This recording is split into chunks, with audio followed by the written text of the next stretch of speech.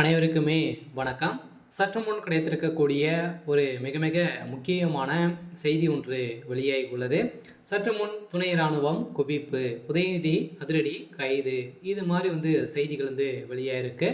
இப்போ ஏற்கனவே பார்த்தீங்கன்னா உதயநிதி ஸ்டாலின் அவர்கள் ஏற்கனவே வசமாக சிக்கியிருக்கா இல்லையா? ஏற்கனவே இப்போ செந்தில் பாலாஜி அவர்கள் சிக்கினாரு அப்படின்னா அவர் கைது நடவடிக்கை பார்த்தீங்கன்னா எடுக்கப்பட்டு வருது.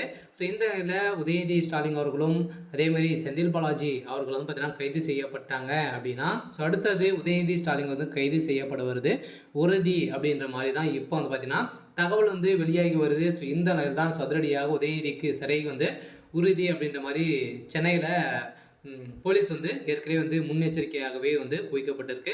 ஸோ இந்த நிலையில் திமுகவுடைய தலைமையகம் பெரும் அதிர்ச்சியில் ஸோ இருக்காங்க.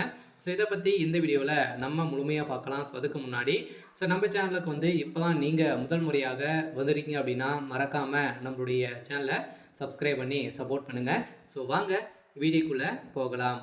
ஸோ பார்த்தீங்கன்னா சென்னையில் ஒரு மிகப்பெரிய கலவரம் ஸோ வெடித்திருக்கு. ஏற்கனவே இப்போ வருகின்ற சட்டமன்ற தேர்தலுக்காக திமுகவும் ஸோ அதிமுக இடையே நிறைய பிரச்சாரங்கள் ஸோ ஏற்பட்டு வந்திருந்தாலுமே ஏற்கனவே இந்த டாஸ்மாக் கூடிய நிறுவனத்தில் நடந்த ரைடின் அடிப்படையில் செந்தில் பாலாஜி அவர்களும் அதேமாதிரி உதயநிதி ஸ்டாலின் அவர்களும் இடையே நிறைய கூட்டு களவாணிகள் ஸோ இருந்திருக்காங்க அப்படின்ற மாதிரி இப்போ தகுந்த ஆதாரத்தோடு பார்த்தீங்கன்னா இப்போ சிக்கியிருக்கு. இந்த ஆதாரத்தின் அடிப்படையிலும் அதே மாதிரி செந்தில் பாலாஜி அவர்கள் ஏற்கனவே கைது செய்யப்பட்டு 471 நாட்களாகவே புலர்ச்சியில் இருந்தவர் தான் செந்தில் பாலாஜி. மீண்டும் அவர் சிறைக்கு செல்வது உறுதி அப்படின்ட்டு நிறுவனமாயிருக்கு.